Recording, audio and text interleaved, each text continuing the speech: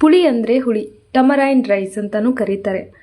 Puliyogare powder ಇಲ್ಲದೆ ಹೋದರೆ ಪುಳಿಯೋಗರೆ ಮಾಡೋಕ್ಕೆ ಬರಲ್ಲ ಅಂತ ಸುಮಾರು ಜನ ಅಂದ್ಕೊಂಡ್ಬಿಟ್ಟಿದ್ದಾರೆ.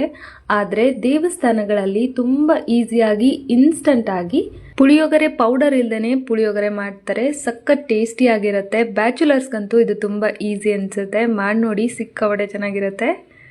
ಮೊದಲಿಗೆ ಹುಣಸೆ ಹಣ್ಣನ್ನು ಚೆನ್ನಾಗಿ ತೊಳೆದು ಬಿಸಿನೀರಲ್ಲಿ ನೆನೆಸಿಟ್ಟು ಇಲ್ಲಿ ತೋರಿಸಿದ್ದೀನಲ್ಲ ಈ ಥರ ಹುಣಸೆ ರಸನ ರೆಡಿ ಮಾಡ್ಕೊಳ್ಳಿ. ನಂತರ ಅದಕ್ಕೆ ಬೆಲ್ಲ, ಉಪ್ಪು, ಹಸಿಮೆಣಸು, ಕರಿಬೇವು ಹಾಕಿ ಚೆನ್ನಾಗಿ ಕುದಿಸಿ ಈ ಥರ ಪೇಸ್ಟ್ ರೆಡಿ ಮಾಡಿಕೊಂಡು ಸೈಡಲ್ಲಿ ಎತ್ತಿಟ್ಕೊಳ್ಳಿ.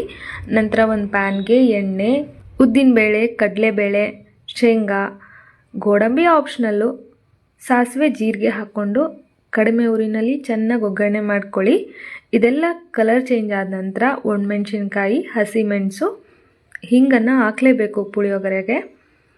ಈಗ ಇದನ್ನು ಕೂಡ ಚೆನ್ನಾಗಿ ಬಾಡಿಸ್ಕೊಂಡು ಅರಿಶಿನದ ಪುಡಿ, ಅಚ್ಕಾರದ ಪುಡಿನ ಹಾಕಲೇಬೇಕು. ಇಲ್ಲಾಂದರೆ ಒಳ್ಳೆ ಕಲರು ಬರಲ್ಲ, ಪುಳಿಯೋಗರೆ ಅಂತಲೂ ಅನ್ಸೋದಿಲ್ಲ.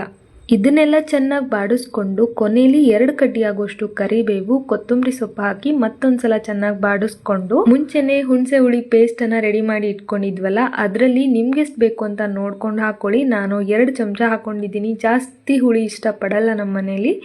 ಹಾಗಾಗಿ ಈಗ ಬಿಸಿ ಅನ್ನ ಜೊತೆ ಚೆನ್ನಾಗಿ ಮಿಕ್ಸ್ ಮಾಡಿದ್ರೆ ಪುಳಿಯೋಗರೆ ಪ್ರಸಾದ ರೆಡಿ.